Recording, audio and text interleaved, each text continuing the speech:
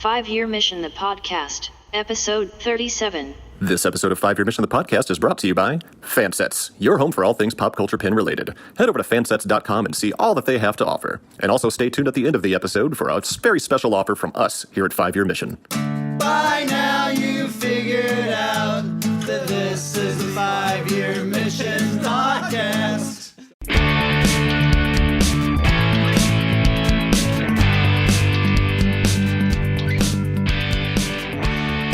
Welcome to 5-Year Mission, the podcast, the only podcast hosted by a band called 5-Year Mission. And it has been a long road getting from there to here. So tonight we're going to premiere Star Trek Enterprise. And I got Mike and Chris with me to join in on color commentary. Sup? Hi there. Sup? I think you might have cut out there for a second. So let's just to recap. We're going to be talking about Enterprise, the first episode of Enterprise. Broken Bow, parts 1 and 2. Yeah. Oh, I thought you froze because you were so still. I was like, not again. Nope, I'm not frozen. Okay. Mike freezes all the time, but that's just because he's like a gargoyle. He just sits there and watches. I think that's the most accurate description of Mike I've ever heard. He's like a gargoyle. He just sits there and watches. It's real awkward sometimes. It is real awkward. Mark. Mark. I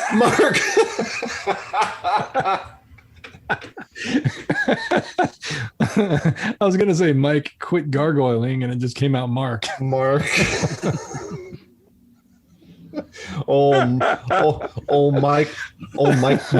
Mark Flavor City over there.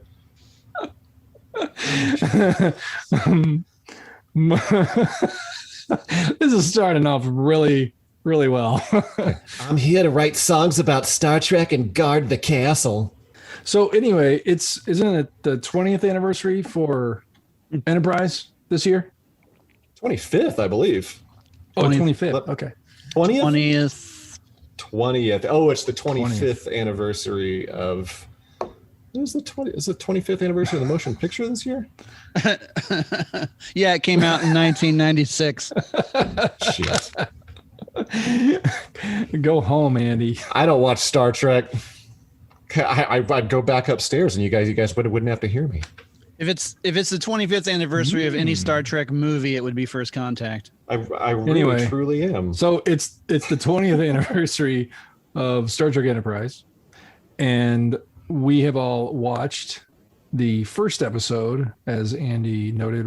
What's it called? Bow 1 and 2. Broken Bow 1 and 2. Yeah, so we watched that just to refresh. Well, Mike watched a little bit of it. Andy watched it once, and then watched a 20-minute highlight reel.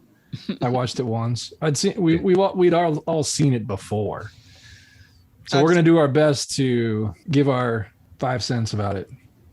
I've seen it plenty of times. Oh yeah, I just recently, like as of last week, restarted my Enterprise rewatch. So I'm like 6 episodes in right now. So it's a little refresher. It's my second time seeing it because I've seen the series one time. And what's funny is when the first time I watched it and that theme song came on, I thought, oh, Jesus. And this time I watched it and I was like, oh, this song takes me back to the time I first watched it and found that I did actually enjoy this song. Yeah, we should probably get this discussion out of the way.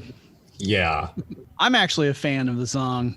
I was not the first time I heard it. Unlike the two of you, I actually saw the first episode of Enterprise the day that it premiered in 2001. And the theme song was actually one of the reasons I didn't keep watching the series when it originally aired. I mean, I didn't, it wasn't the only thing. I was just really busy at the time and life was, super busy. It was before I actually went through my Star Trek Renaissance or whatever you call it. Ooh, fancy. But I was a fan. I've always been a fan of Star Trek, but I gave Enterprise a chance. It just didn't really pull me in enough to keep watching. I think I watched like 5 or 6 episodes before I gave up.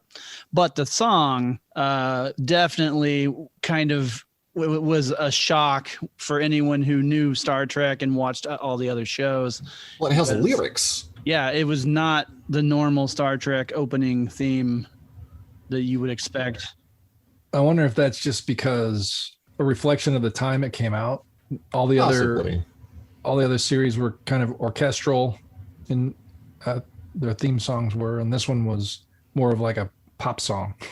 Well, what I've heard is it was either Rick Berman or Brandon Braga, one of the two, saw Patch Adams and heard the song and really liked it, and they're the one who chose it to be the theme for the show. The song was in Patch Adams. It was in the end credits of Patch Adams. Oh, I didn't know that. Yeah. Now, the song, the first time you hear it, it's almost sickening. It's like, what is this stupid song? Yeah. But what's funny is, like, by the time you finish the series, you almost look forward to hearing it. Like, it becomes endearing. Yeah. Like, I'll sing along to it. Like, I enjoy the song.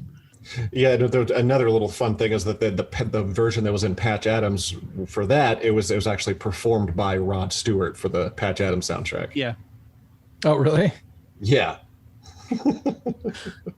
So that's why. Who called it a Rod Stewart song? Oh, that was Our Last Comedian, right? Yes. Yeah. Patrick Murray. Yeah, Patrick. Yeah. He called it a Rod Stewart song. And he's correct. Yeah, technically. Okay. But then it's Russell Watson for the show. Yeah. The song changes though after the first season. In the third season. Third season. Yeah, it becomes they kind of rock it up a little bit. Yeah, it gets more rocked out. Yeah, double time. They add a little more like electric guitar and a little more drums into it and make it a little more rock. It's a little faster. Yeah. So yeah, which is the version that we play live whenever we do the Enterprise theme song. I do think that it says something. If the show wasn't good, the song would definitely not encourage people to watch it. But since the show is good and you see that song every time you watch an episode, it kind of becomes one with the episodes, I guess.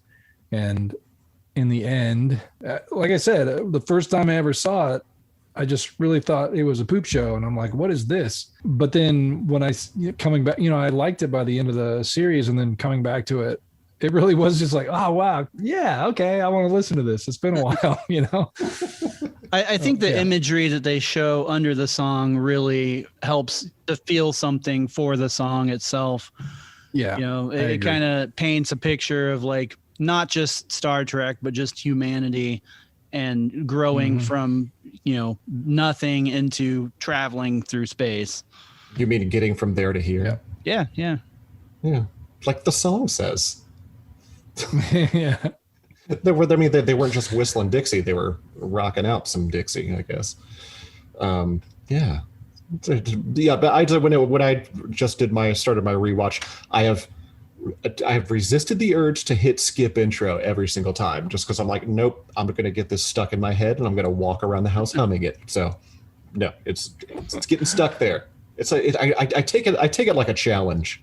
I think at some point when I'm watching it, when I watched it before, I grew to like the song, but then I would skip anyway, just for the sake of time. Just getting through and getting to the episode. But then I think after a while, maybe you skip it for a while, but then you're like, you know what? I'm going to listen to it this time. It's like, let's bring it back for a few episodes. Like it's a dare. So, yeah.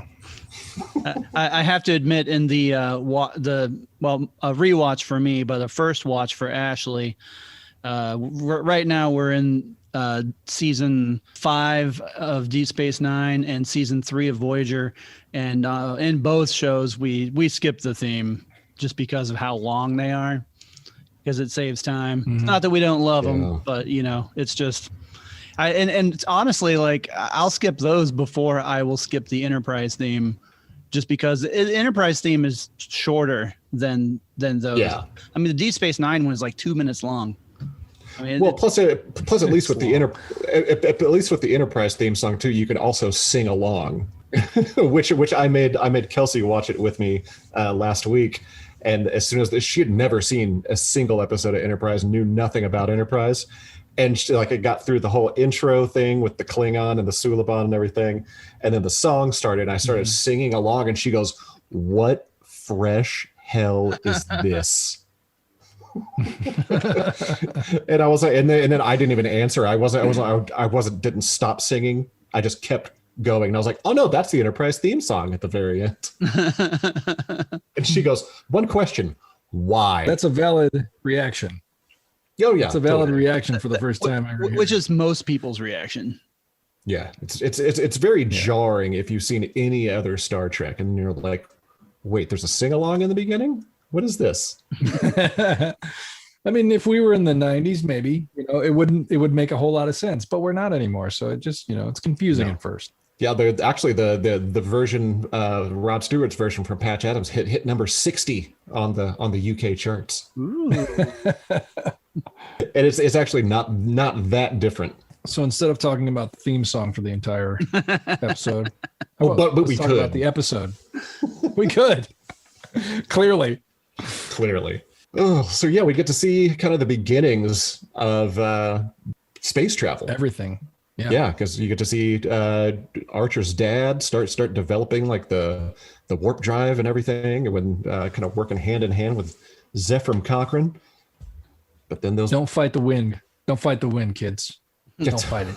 That's right. But yeah, it was kind of neat, kind of seeing like that. Like I do enjoy that this whole first episode of Enterprise really kind of was like a little miniature movie where you get like backstory and like if you've watched Star Trek before, you already kind of know a lot of the backstory. Especially with like First Contact, but watched any other Star Trek, you kind of know, but then it's kind of neat to see it from the very beginning, see like the first ship from Starfleet going out on its first mission and everything. So it's pretty awesome. It's got warp 4.5. Well, by next Thursday. So I thought it was a really good way to set the stage and for the series, but also I thought it was really interesting that they chose to make the Vulcans somewhat adversarial to the humans, because up until that time we knew that the Vulcans had made first contact with humans and then helped them achieve more extensive space travel. Yeah, but we didn't know that they were dicks. Apparently they were holding them back and basically saying, well, you're not ready, and like the humans were children. So I thought that was really interesting. I really liked the way they played the Vulcans, and it's interesting how they developed further on in the series. Yeah, but that beginning taste, you're like, man, these guys, if that was the first series that you'd seen, you would not like the Vulcans at all. Oh no. Now, T'Pol obviously becomes more of someone who you look at as, okay, maybe she might be okay. Yeah, but she's extremely sassy in this first episode.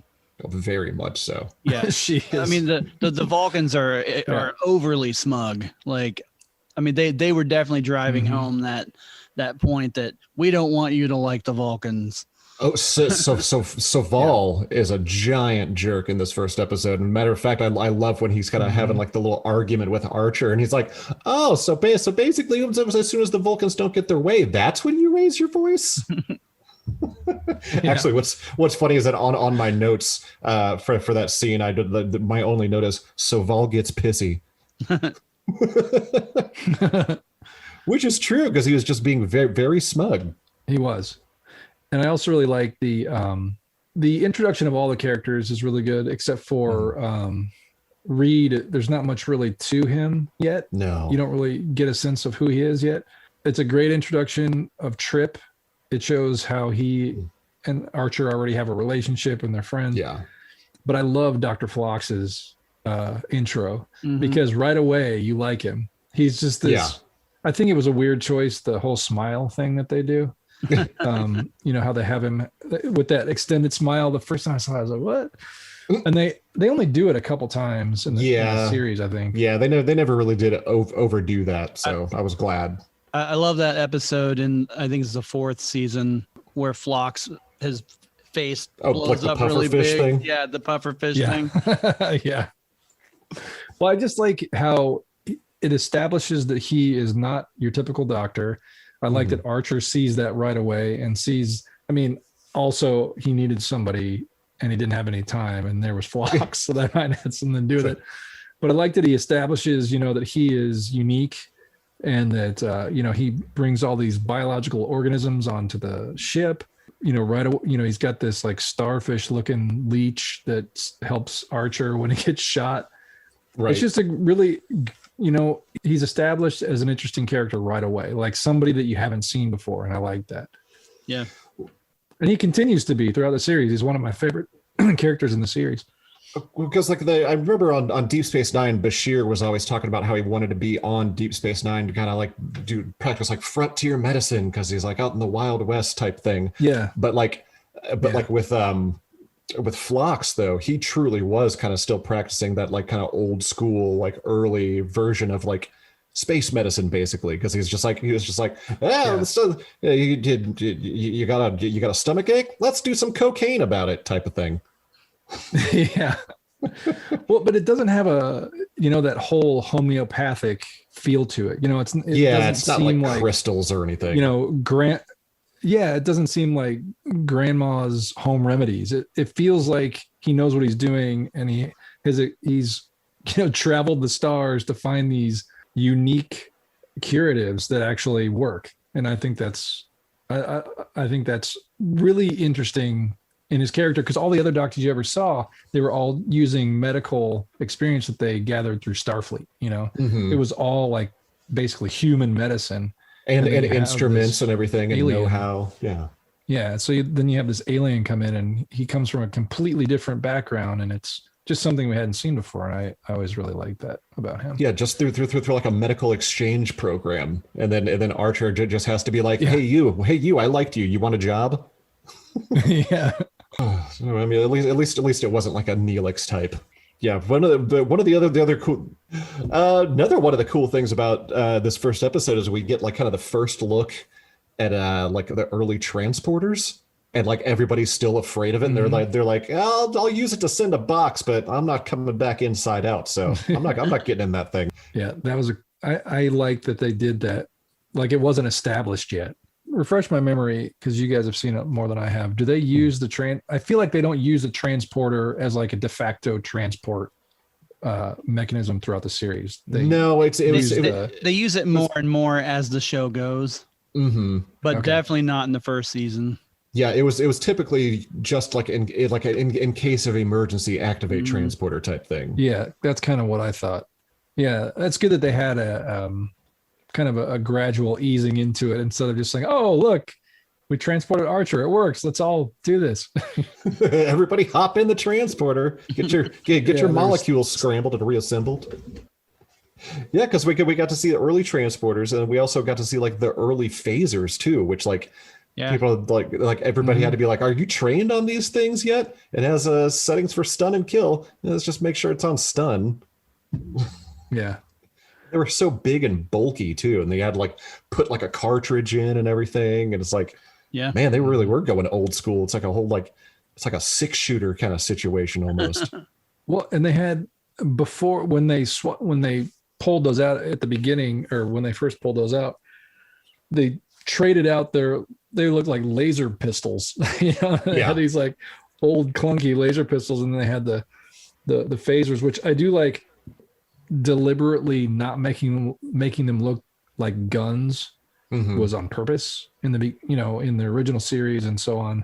Yeah. And so I like that they kind of reverted back to that kind of gun-like look for an earlier series, what was supposed to be an earlier series, because that makes sense. Yeah. Yeah. That's one of the things I really liked about Enterprise.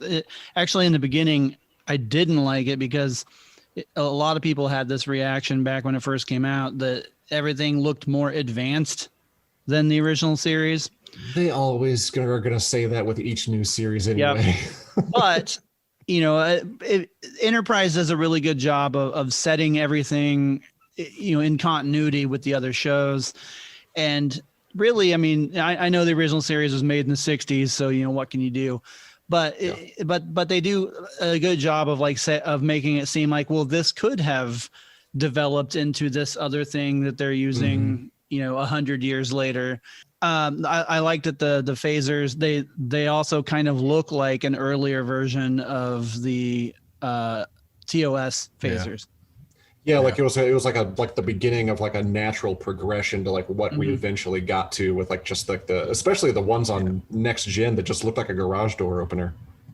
I feel like the people that nitpick the look of the show, because like Enterprise, it's supposed to happen before the original series, but you can't really make it look cheaper than the original series, Right, I mean, exactly. You have to be, but I do find it interesting that, and this is probably on purpose too, but the bridge of the Enterprise on Enterprise, it's the NX1, is that what?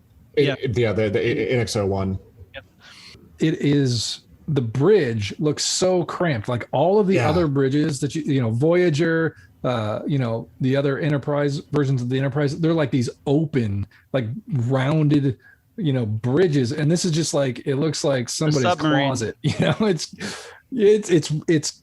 really, I'm sure that they did that on purpose, but it's just really interesting that they completely broke away from the way they had styled all the ships before. And the outside of the ship has kind of the same feel as the others, but this on the inside, it's completely different. Yeah, the bridge of the NX01 kind of reminded me a little bit. I think they might have taken kind of a nod to the Defiance bridge on Deep Space Nine, because it's a little more compact, and it's like, this is for work. We're not out here. We're not out here doing like activities or anything like that, so we don't need all this room. Basically, it's like workstation, and that's it. Maybe a little bit of room to stand up in front of the view screen and pace back and forth as you're answering questions about poop from grade schoolers. Which, Chris, do you remember that? It's actually like a few episodes later. It's later in the first season. Yeah, they get like letters from like an elementary school back on Earth, and they're answering questions, and then one of them is where does the waste go? Yeah, and then they pause, and it's like, why don't I have a Trip take this question? And he like pauses, and he goes, really? And his exact line is, a poop question, sir? Still one of my favorite lines from the series. Yeah, I think I do remember that. I think that the only person that we haven't, or the only major character we haven't mentioned is Hoshi. Yes. Yeah, who was actually I don't think we mentioned Travis. Nope, Travis or Hoshi. Yeah. Oh yeah, that's right. So Travis has a relatively small part in the beginning. He establishes himself as a good pilot, but that's about it. And but we also still get backstory on him though. That he's a boomer. Yeah, we do. Yeah, which is cool. It's cool that he's, he grew up in space, so he's basically, he's used to it, and he has that moment with Trip where he shows him like the sweet spot in the ship. Which is, just zero grav. Yeah, just a shout out to his knowledge. I find interesting that the Trip is an engineer who designs these kinds of ships and knows all the parts inside and out, and he doesn't know what the sweet spot is. Yeah, this weird little anomaly on his own ship. I think, geez, Mike, just let it happen. He's probably just being nice to Travis in that moment. Like, oh, I don't know what that is. Well, to be fair, he also had not really taken it out in space like that, like in warp. So I'm not sure if like the sweet spot would exist until they like got out to deep space. Maybe that's just a maybe theory. It's one of those things that you don't plan for. It just kind of happens, and so that's why he wouldn't know about it. I don't think Fark knows how space works. I don't think you know how space works. I don't think any of us know how. Hoshi, clearly they're setting her up to be, the translator. Yeah. Because they have the Klingon on the ship. And this is one beef that I had with the show kind of, is that she is so good at learning a language that no one has ever heard before. That it's almost too easy. And it's a little nit, but it's I remember watching it the first time. I was like, that was fast. They didn't make it very hard for her, which I thought was borderline silly, but I understand why they did it. So, they get a pass. They only have so much time they can spend. I think there are other episodes where she had a harder time with languages. Mm-hmm. It wasn't so easy. There are, yeah. But I like how they set that up. She's a likable character. Yeah. She clearly has a rapport with Archer already. Mm-hmm. So they do a good job setting up the characters, which is really what the first episode is about. That and the story. So let's talk about the story. What's going on in this episode? So basically, there's a Klingon that lands on Earth, and he's being chased around by an unknown race yet. Because, obviously we recognize Klingons right away, but we'd never seen the Suliban before. And so they're chasing him around. And in the world of Enterprise, none of the humans knew what a Klingon was either. A Klingon. Trip calls Klingot. A Klingot, yes. Yeah, so they didn't know what a Klingon was. The Vulcans did, but all they say they're a warlike race, and that's all they say. Yeah. And so, they have a deal of measured caution around, and in fact, they say that, when the Klingon is injured, they're like, well, we should just let him die because that's the Klingon way, Mm-hmm. So they understand Klingons, but they understand them, but they don't understand them, basically, which is interesting to find, from the Vulcans. Yeah, they basically have the Cliff's notes on Klingons. Right. It's like, this is what we know about them. But we learn a little bit about Klingon. The Suliban, which we find out later, they're called Suliban. They attack the Klingon. They're trying to take him. And you get the sense over the episode that there's something sinister going down with the Suliban. And it has something to do with time travel and that sort of thing. You don't learn anything in this episode except for the Suliban some of them are bad, and they've been genetically engineered. And they have some pretty freaky powers. Yeah. Right. Some have chosen not to be. And they're after this Klingon guy because he knows something. Yeah, he has a message to take back to his homeworld. In that opening scene, is that Klingon barking at that farmer? Yeah, it seemed like he was just going up, up, up, up. And I was like wait. Raw. He didn't differentiate anything in that first barking sentence of his. Yeah. It didn't even sound like Klingon. It just sounded like it was barking. It should be noted that the Klingon is Tiny Lister. Yep. Good old Debo. So that's fun. I forgot about that, and I was watching. I'm like, is that Tiny? that is Debo, and the farmer with that weird pulse shotgun thing knocked him the F out. Yeah. So anyway, the Enterprise, basically Archer argues that they not let him die and that they actually take this Klingon back to Kronos. Yeah. So that he doesn't really, there's not really a reason. He just basically, I think really his reason is he wants to just get out and get his ship off of Earth and finally take it out. And this gives him the opportunity. There's that, and plus they established that they have no way to actually contact Kronos from Earth, so they can't communicate with his home planet to be like, hey, come get your boy. We're Earth. Hi, how are you? Because apparently there's no word for Earth yet in Klingon, or thank you. Right. Or thank you. Yeah. So yes, they take the Klingon, and then hijinks ensue. They meet they go after, the Suliban attack the Enterprise, and since they can turn invisible, conveniently enough, they kidnap the Klingon, and then the Enterprise has to go on a rescue mission, much to T'Pol's dismay.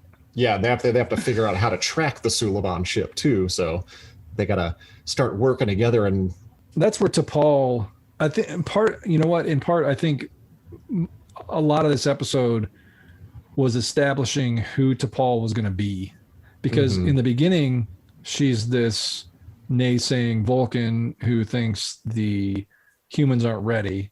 And by the end of the episode, she is kind of coming around a little. She wants to stay on the ship. I think she's after Archer saves her life. I think she starts to look at them a little bit differently.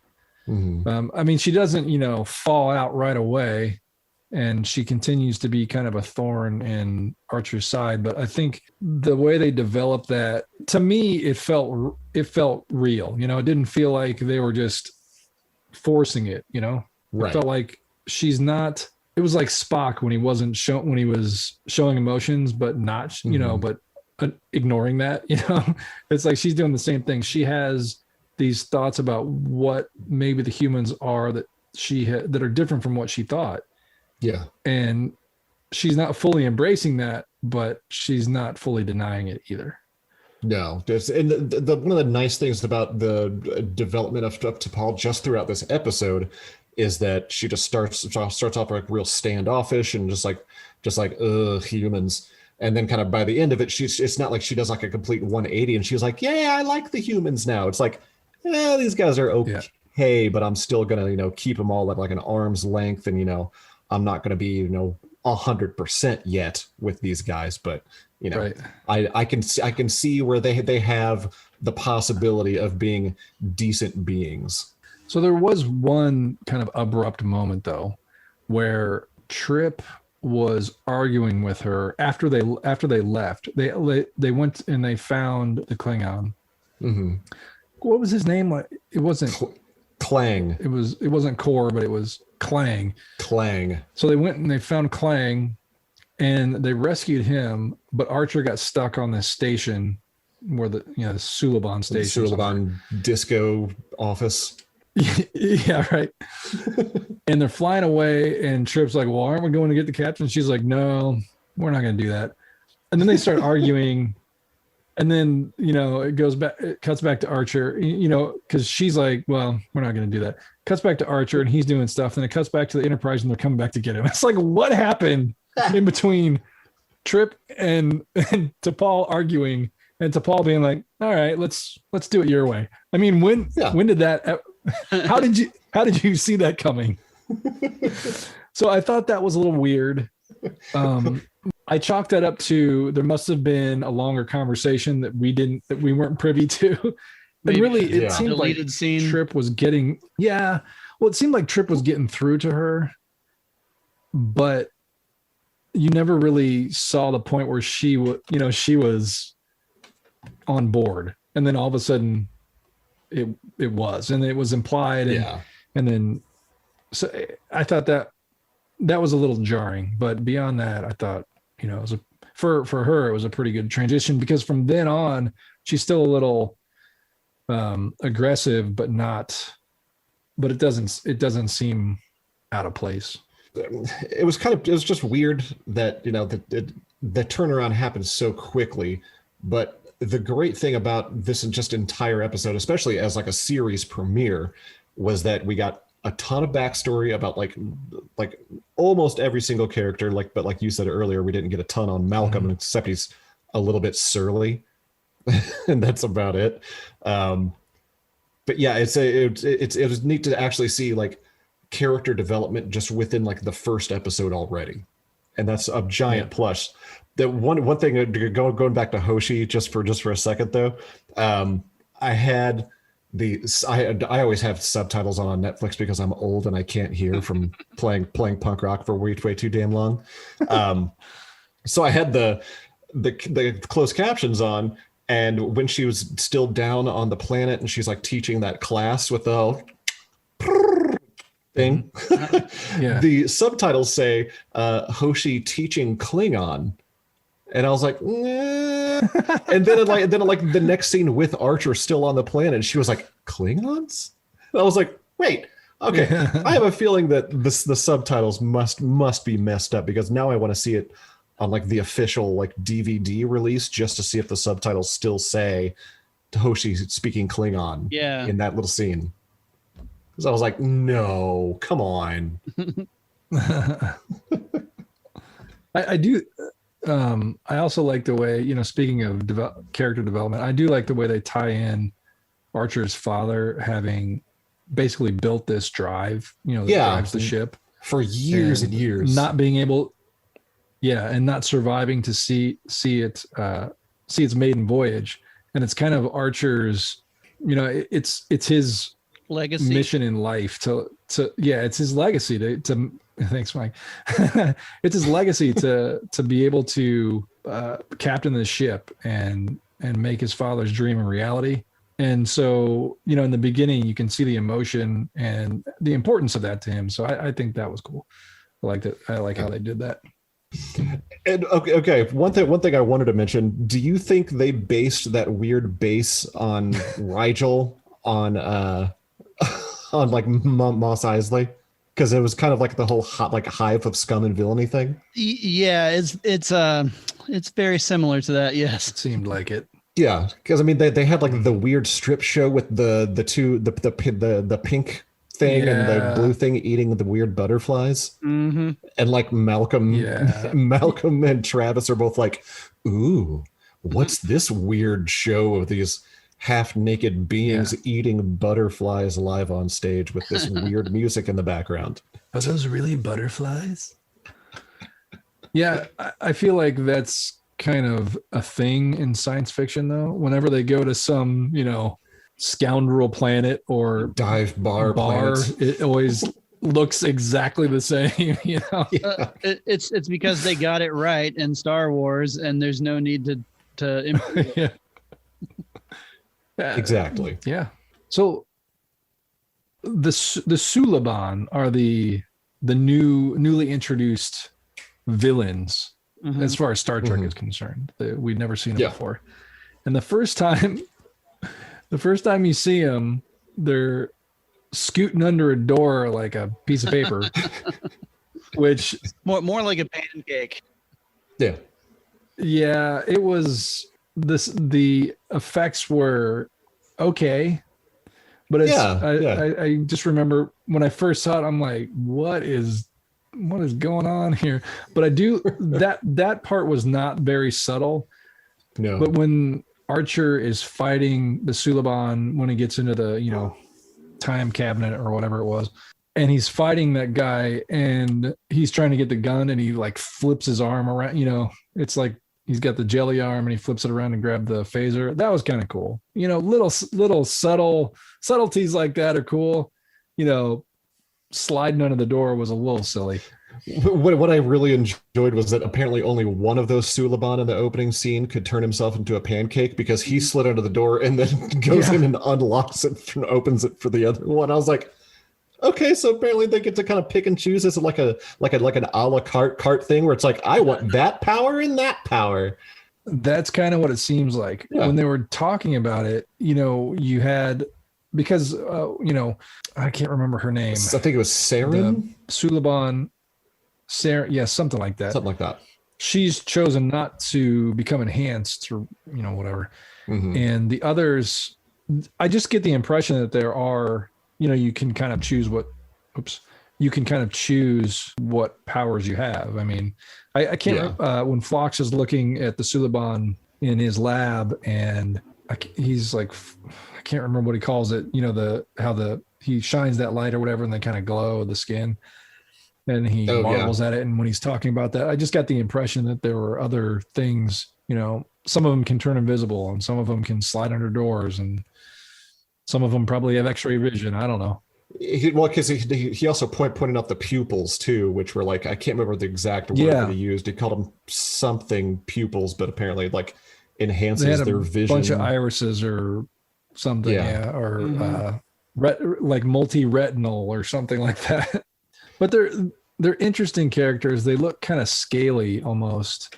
You know what their skin texture reminded me of? Do you remember Floam? It was kind of along the lines of slime. It was made by Nickelodeon too, but it's just basically all these like tiny little, like, it looks like styrofoam balls, but they all stuck together somehow, and like that's what their skin reminds me of. Is Floam. Well, and so Saren, I guess, or whatever her name was. Yeah. She said she hadn't been enhanced or something, but she looks, when we first see her, she looks human, and then did she have that power, or was she just like using an image enhancer or something? They never explained that. No.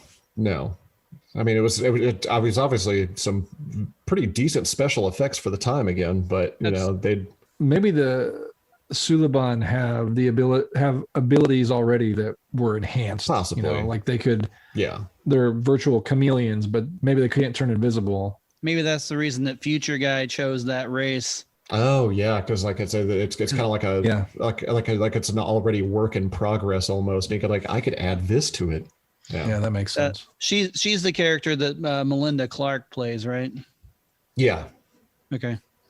Yeah, kind of the spy, basically, more or less, like basically the leader of like the Maquis version of the Suliban, or the Suliban version of the Maquis. Sorry, I got that backwards.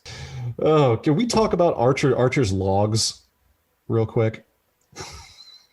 You mean where he's talking, he's doing his ship's log and he's like pause and then he keeps talking and then he goes back to his log and then he pauses and he's talking to the dog. It's like, who are you talking to, man? No, that's I thought it was so hilarious. It's like, is this the reason you brought Porthos into space? Is so you can kind of like have like somebody to bounce ideas off of that aren't really going to talk back? Well, at first I thought that he was still recording a log, but it was no longer official. It was like, here's the official log. Let's pause that. And let's go to a non-official log just so I can remember what I'm talking about. And then let's go back. But then it cuts to the dog and he's like asking Porthos questions. I'm like, he's not recording this, is he? No. Yeah, but, so that was this interesting. This is like the 2250s or whatever, right? So maybe Porthos, maybe there's like a dog human communicator and we just, throughout the series, we just never actually. And they just never mention it. Porthos talking. That's not canon. That's not true. I wish it was, but. So does he continue to do that throughout the series when he does his logs, or is it just in the first episode? No, he continues. It's not super often, but yeah. I know he talks to Porthos, but okay. Yeah. It was just, it was one of those things. I'm glad you mentioned it because it was one of those things that stood out. I was like, okay, what? Okay. especially we're doing that now, huh? Especially while he's eating a cheese plate in his quarters. Was that in the pilot? I remember because in one scene he's eating a cheese plate and giving Porthos pieces of cheddar. Well, I feel like T'Pol comes in and they argue, and then he asks her if she wants a cheese or something. Yeah, and she's like, "No, thank you." I know I can't be making this up. And plus, T'Pol and all Vulcans do not eat food with their hands. So they don't eat food with their hands, nor do they eat food that. Well, they're all vegetarian. Yeah. Which of course that always makes my kids happy to realize that Vulcans are vegetarians. They're like us, Dad, because they're logical. I do like that scene where they're having dinner and she's cutting the breadstick, like the hard bread, the crispy breadstick, and she just patiently cuts through and that was nicely done. Like she's trying to make a point. She proves her point. That was nicely done. With patience comes reward. I would like to say that the steaks in that scene look delicious. They weren't from Denny's though, Mike. You wouldn't have liked them. I can't really eat steak anymore. We hardly ever eat meat anymore. I mean, we eat chicken, but we don't eat beef anymore. Good job, Chris. It doesn't sit well with my belly, but also, it's not great for the environment either. So, No. But I'll eat them hogs, man. Pork. Speaking of walking away, the little showdown between the one Suliban and Archer in the Suliban disco room. Mm-hmm. Did you guys catch his little sick Suliban burn to Archer? I don't know what you're talking about. As they're fighting, so during that last little battle between Archer and the Suliban is tosses out a sick Suliban burn and says, "You know that you humans, your genome is the closest to that of an ape." And I was like, "Ooh, dude, we learned all about this in school, dummy. You're not telling us anything new."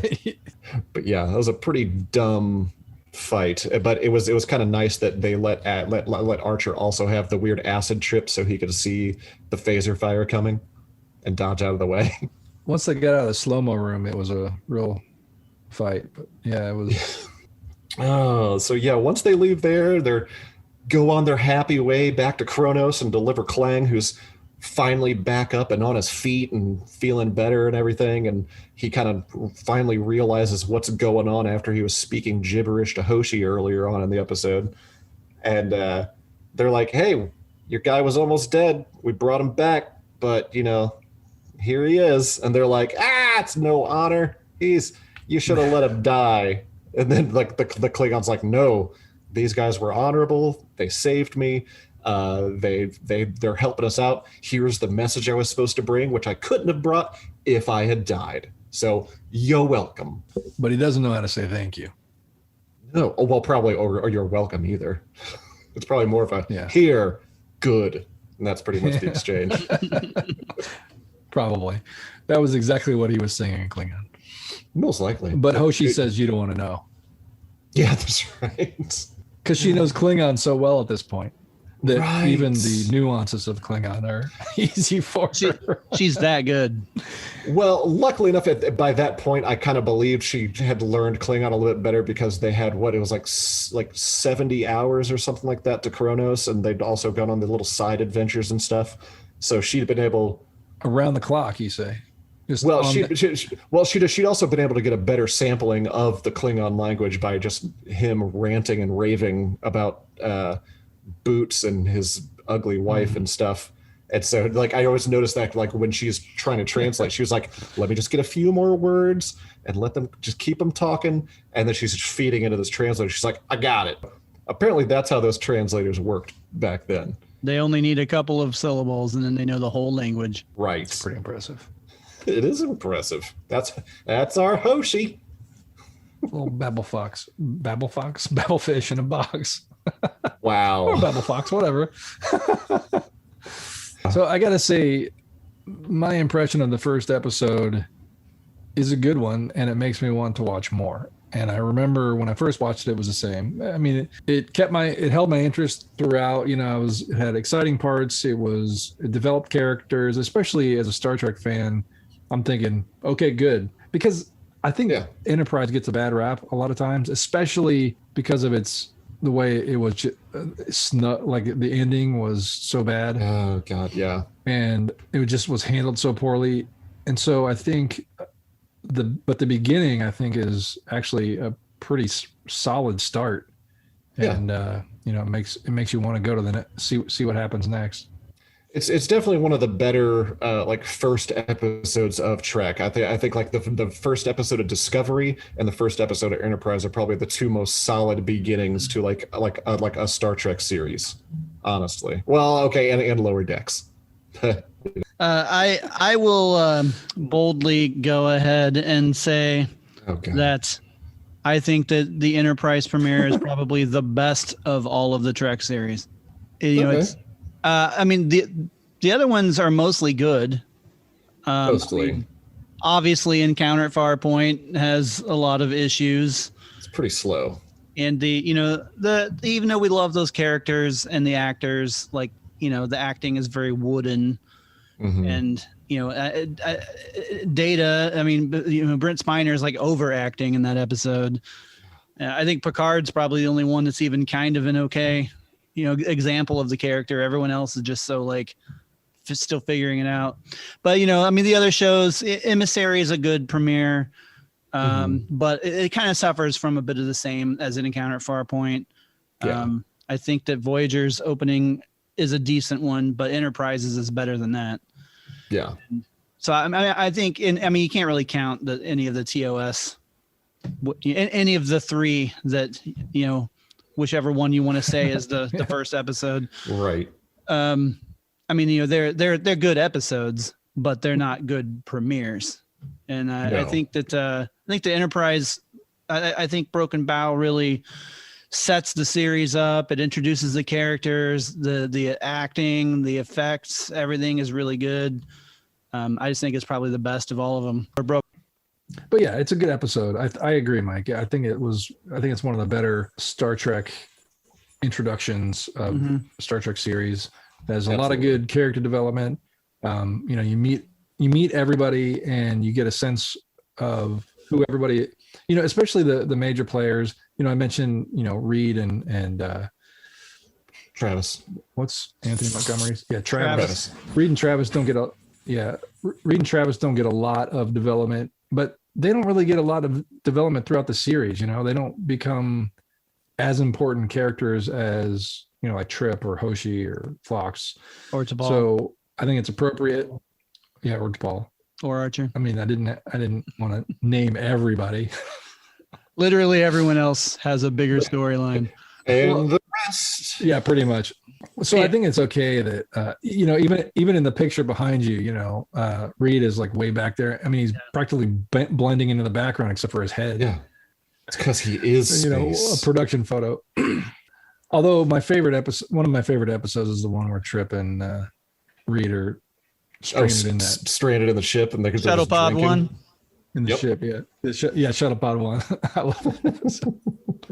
Oh, but what we haven't talked about, and we talked about it before we got started, the decontamination scene. I mean, what is up with that? That's just because Berman thought that sex sold. So well, and wasn't that right after they came back from rescuing the Klingon? I believe so. Yeah. Was that so? Why were those the only two in decontamination? I mean, wasn't anybody else with them? I mean, what about the Klingon? Didn't they say that they were exposed to something while they were out there that the others weren't? And they oh yeah, okay. They're like they checked out. Here, rub this gel that's coming to you through this tiny door. Hey, rub this goo just inside of her panties. Yeah, it was like, what is?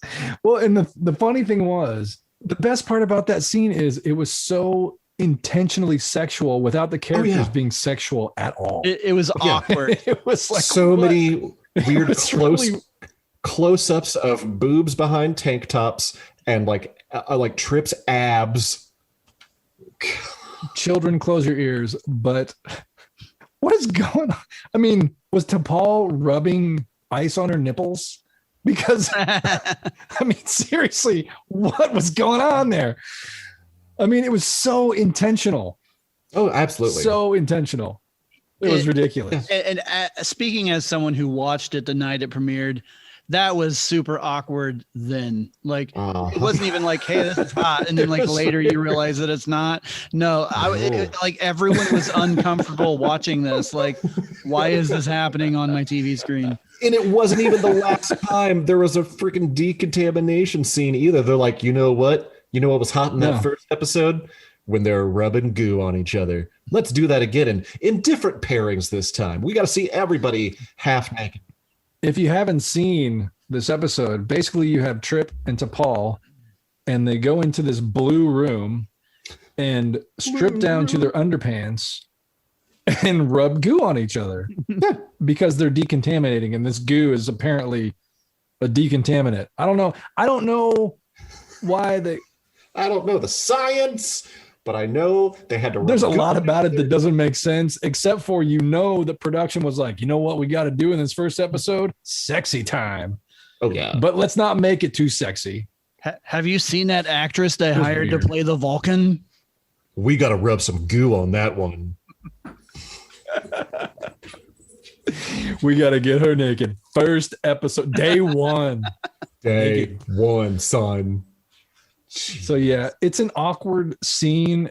I mean, the thing is, they could have made it non-awkward, and they could have just been sitting there, and the producers know this. They could have just been sitting there having this conversation or doing something. Having goo sprayed on them like a tanning booth. Right. It's bizarre. It's a bizarre scene. It's very, and can you imagine being the actors doing this? Yeah, okay. Next time, a strange thing. Next time we run into what's Trip's name? The Connor Chenier. Yeah, next time we run into Connor at a convention, we need to ask him. Okay, how many takes did it take to do that awkward decom scene in the series premiere? Just because I want to see if it's like, oh no, those are one and done. I'm sure he's never been asked that question before. Yeah. Oh, I guarantee he's probably never asked been that. asked about that scene. I just want to know how many takes, and also to let him know, yes, it was as awkward for us as it was for you, I'm sure. Hey, Florida man, did you like rubbing the goo? Florida man. My sister still lives in Florida. Not anymore. Spice Laser took it out. But that's for later, another isn't it? episode. Yeah, that's for a much later episode. Space laser. It's like the mini Death Star.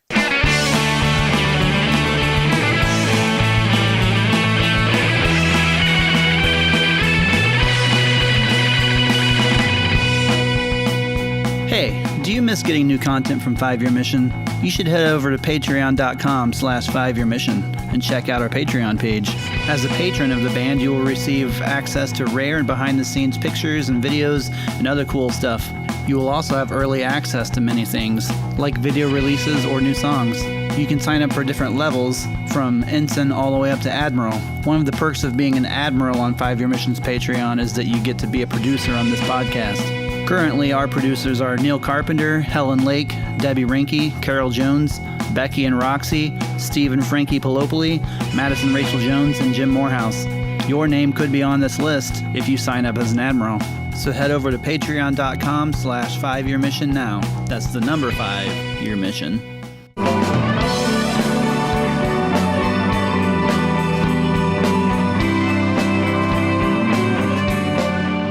Fansets.com is your home for all things pop culture pin related. I know I say it every single time, but it definitely is. Remember, order some fandanglers. I just wanted to say fandanglers at the top of the ad read just because I still love saying the word fandanglers. Oh, brand new coming out for you. We got a pre-order for Captain Pike's Enterprise pin from Star Trek Discovery, as well as the All Good Things Picard emblem, magnet, and button back. So yeah, you best of both worlds on that one. Ooh, another Star Trek reference right there. On top of that, they got brand new releases from Rick and Morty, but the big one this month is the Star Trek 2021 Anniversary Pin Collection. It came out on June 1st, celebrating 55 years of Star Trek. It is a multi-pin set. 55 years of Star Trek. It's the 35th anniversary of Star Trek 5, 30th anniversary of Star Trek 4, 25 years since First Contact came out, 20 years since Star Trek Enterprise, and the 5th year of Star Trek Beyond. Order all 5, and you also get a free pin to go along with that. So head on over to fansets.com, put a bunch of stuff in your cart, and enter the code 5YEARMISSION. That is the number 5, all caps, year mission, 5 Year Mission. Get 10% off your entire order. Fansets. Our pins have character, and we thank the men over at Fansets and the women and everybody else that works over there for sponsoring our podcast.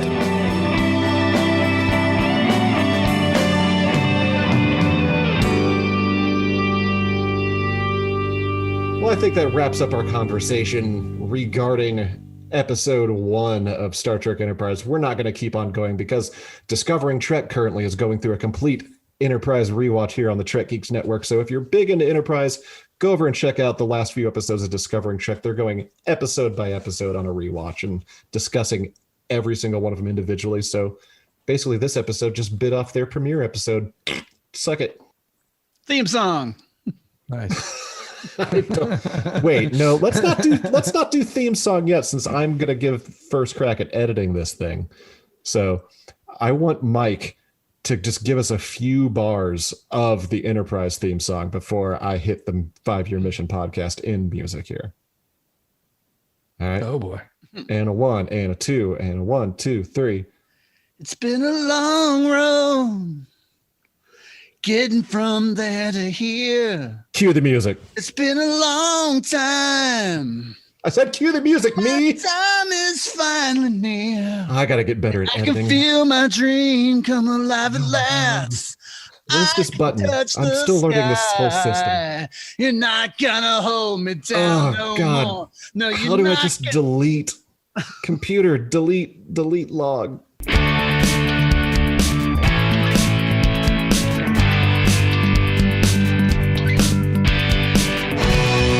I sure want to leave. I sure want to